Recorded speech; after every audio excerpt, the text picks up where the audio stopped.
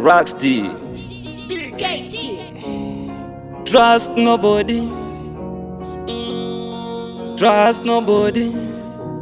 DKT. Variko vaitemba newe, variko vaimira newe pazvainge zoremba. Wadarire kudya chikanganwa hama.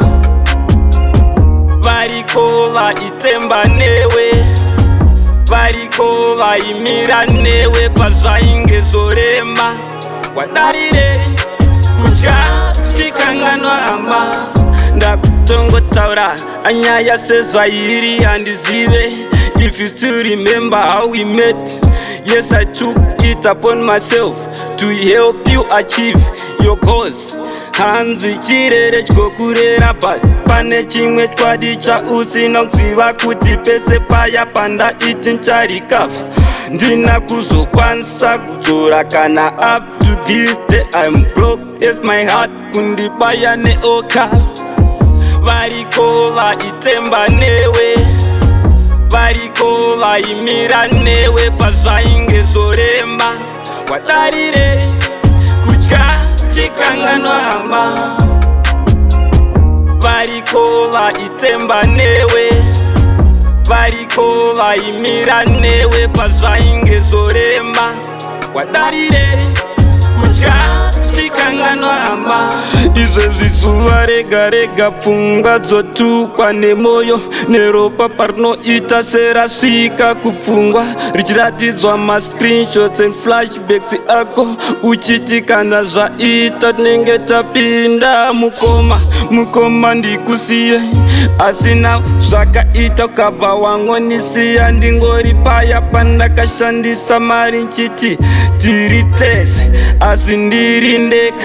Handizive kuti chikanganwa hama chawakadya here or I was a fool. Ndikapiwa mukana kuti dai zvaibvira. Do you think ndaibuditsa kana sendi zvaro oro kutolinga ne1 funge?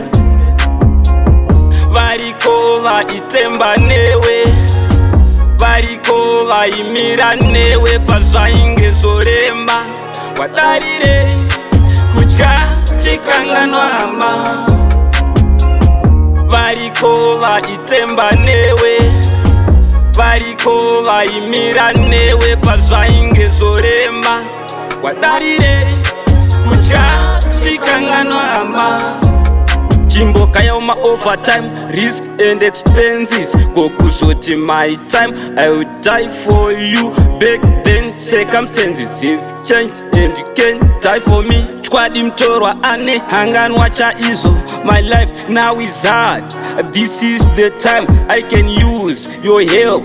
Asikusangoda kubatsira inini ndaita zvese. Kupsika mukudya transport accommodation. Zvese zvawaita apa time yafamba namo yandiisa mkona mawa ivai kundi. Iwe wakabvisa munhu wangu saka ndakukushanda iwewe.